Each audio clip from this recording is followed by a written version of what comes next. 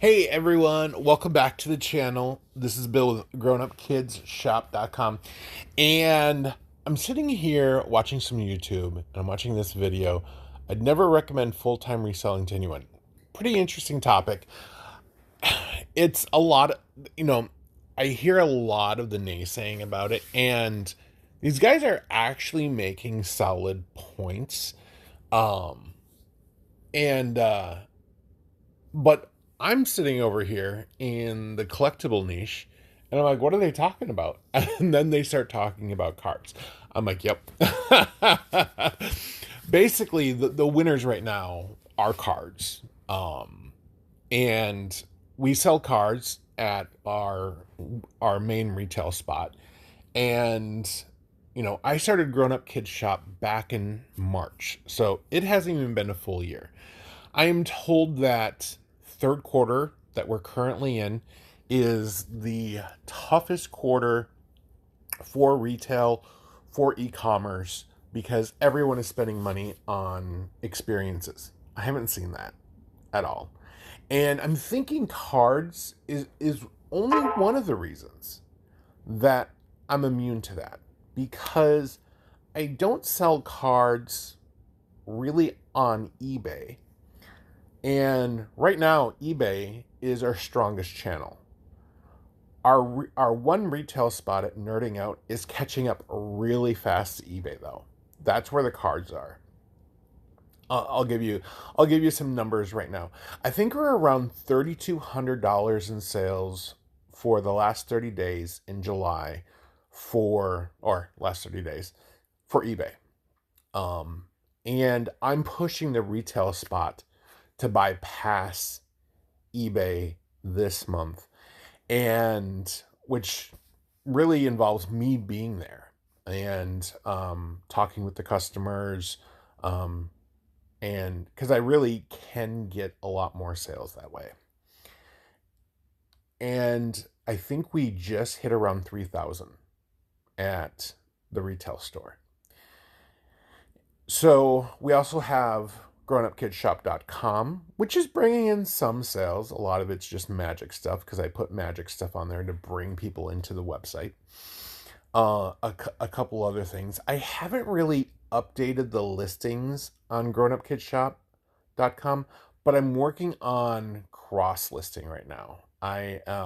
It's a project in itself. I have all the listings on eBay that aren't necessarily on grownupkidsshop.com. I set up a Mercari account. I have my Etsy account that is just like an empty store. And so I'm bringing in these other avenues to try to bring up sales. But I'm watching these huge YouTubers, and those other store sites, they're not really bringing in a lot of sales for most resellers. Now, I'm not a traditional reseller. I do reselling as part of my business, but I am not a very straightforward traditional reseller. I'm much more in the avenue of being an e-commerce store, an online store, but we actually might be going into a physical location like Grown Up Kids Shop. More to come on that. So right now we are pushing that retail sort of bypass eBay.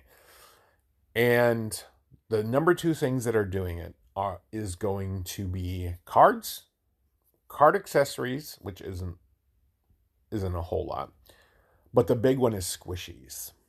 Squishies, holy smokes! I just went over to Whatnot because I was looking at the store, and when you work or when you manage inventory and sell inventory in a retail location, you have to take into account the demographic of the store. Who is coming in and what are they buying? Because I have cycled through a lot of inventory there that just doesn't sell. And this is a collectible shop, or they claim to be a collectible shop. And what I mean by that is I couldn't move any collectible figures, I couldn't move any toys, I couldn't move any of that stuff. And they have Funko Pops, they have action figures, but they also have a huge card playing area. However, they only just started running tournaments for Magic, and they don't really get a lot of card inventory into the location. I have actually been the main source of cards in that location because I have access to a lot of retired Magic the Gathering product. I have been hitting up Pokemon cards. I've been just simply buying them at retail, and definitely, charging a premium to get margins on those. For instance, I'll buy packs at Target, or I'll order packs online, and I'll sell them for a couple dollars more. And to get that margin, because a big part of this business is making sure you're hitting margins. But this shop is definitely cards and squishies. But to my point of why I'm making this video, let's cycle back about a month ago. I went to the local liquidator and I saw that they had Lego sets and they had wrestling action figures. And those were the things I wanted, because wrestlers they're hot. They go fast.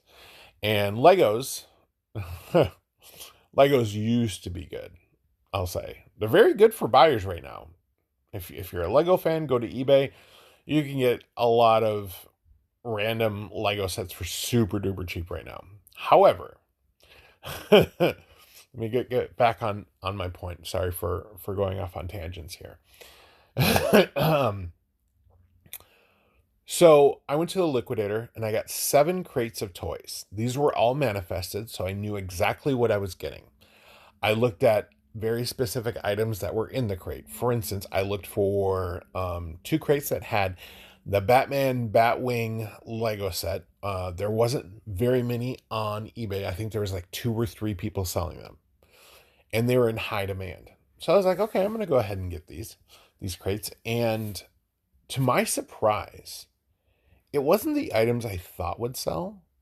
It was the fluff, the kids' toys that were put into those crates.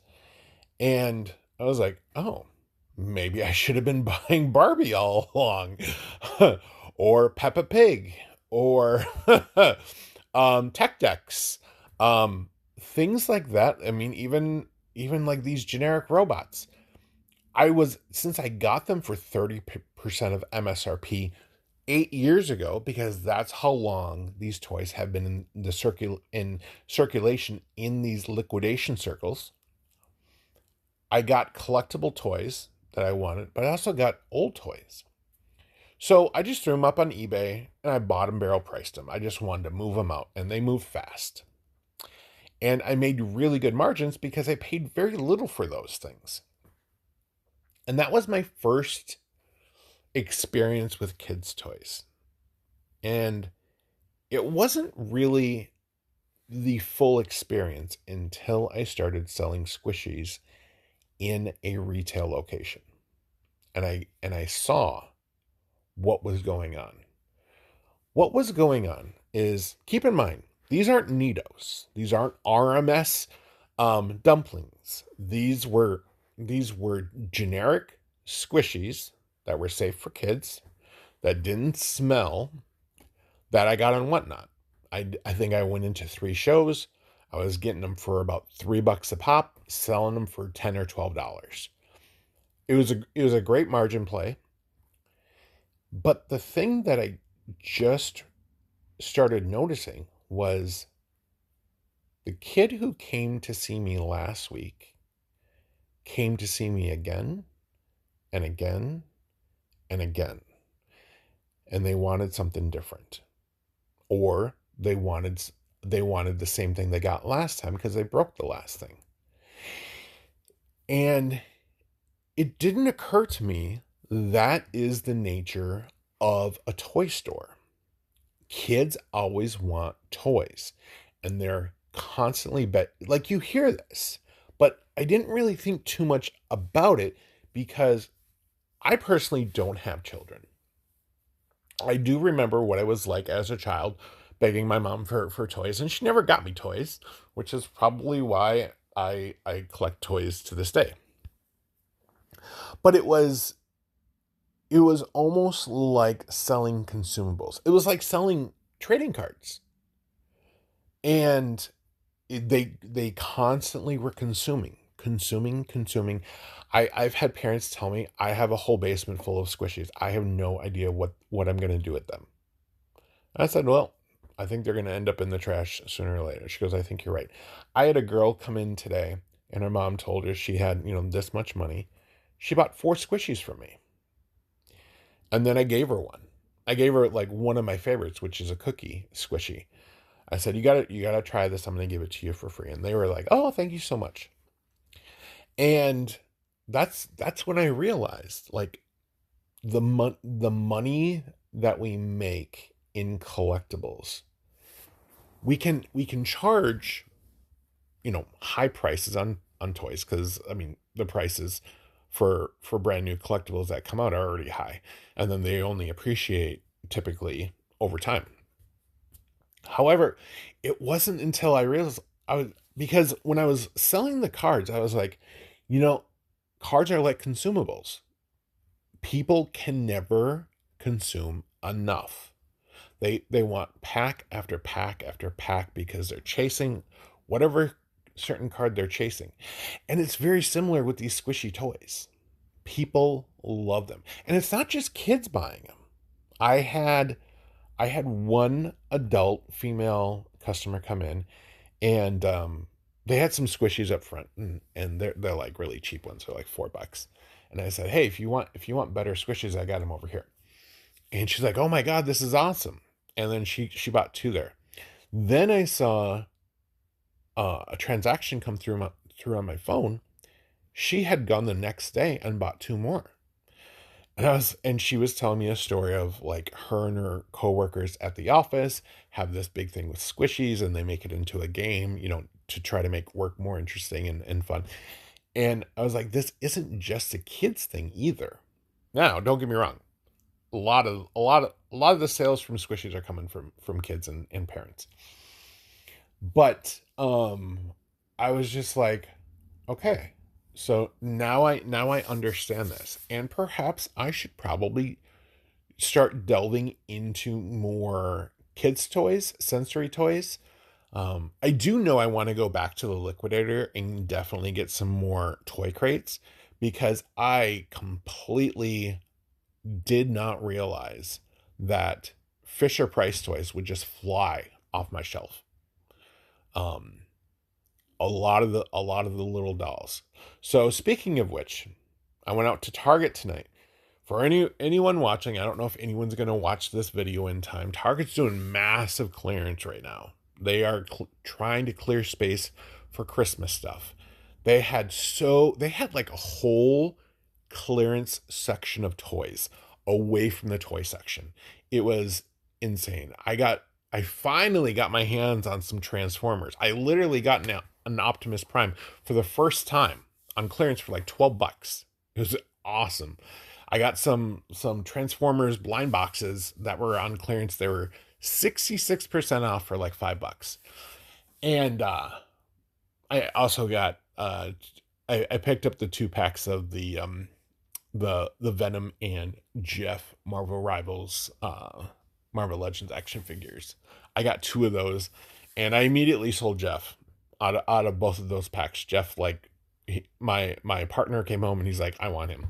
I was like, all right. So he took him, and then one of the guys at the shop, his girlfriend's been wanting Jeff, and they didn't want to buy the 2 pack, and so I was like, okay, I'll go ahead and sell it to you for about $35, because that's the lowest he was going for on eBay.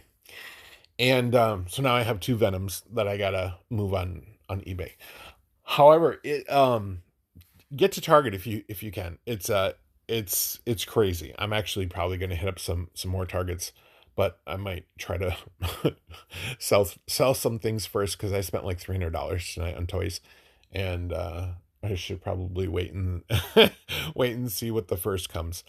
But long story short, squishies, fantastic. Even generic squishies. Now you're going to get questions. Do you have any Nitos? Oh, these aren't Nitos. What are these?